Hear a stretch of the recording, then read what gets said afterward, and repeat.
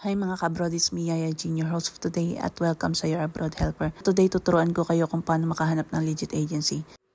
First, punta kayo sa search button nyo sa Facebook and hanapin nyo ang Philippine Embassy in Singapore.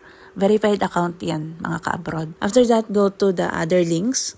Makikita nyo yung links ng website nila. Click yan. And mapupunta kayo sa website ng Philippine Embassy. Tandaan nyo mga ka-abroad na ito yung ginagamit namin na website kapag nandito kami sa Singapore.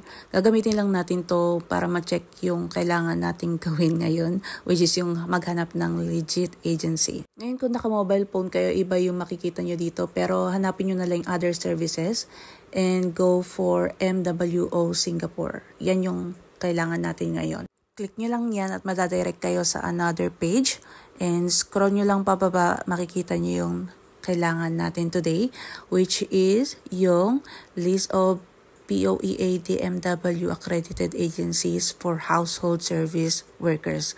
I-click nyo lang yan, ida-direct niya kayo sa isang PDF file, kailangan nyo i-download. Diyan nyo na makikita lahat ng mga agencies dito sa Singapore and ka-tie-up agency nila sa Pinas. Complete details yan mga ka-abroad. Do your own research din kasi yung list nila is updated noong September 2023. Ano na ngayon, 2025 na. Remind ko din po sa lahat na hindi po licensed agency, Yaya Jean, and hindi po ako connected sa kahit na anong agency man. Gusto ko lang i-share to sa inyo para magkaroon kayo ng idea. Tandaan nyo mga ka-abroad na lamang ang may alam. At panigurado ako marami mag-a-approach, magdi-DM sa inyo about how to apply. Huwag nyo silang pansinin, okay? Mga scam yan. Mag-a-upload ako ng iba pang tutorial kung paano mag-cross-checking ng mga agencies. Kaya make sure to follow and subscribe and share nyo na din tong video na to para marami tayong matulungan.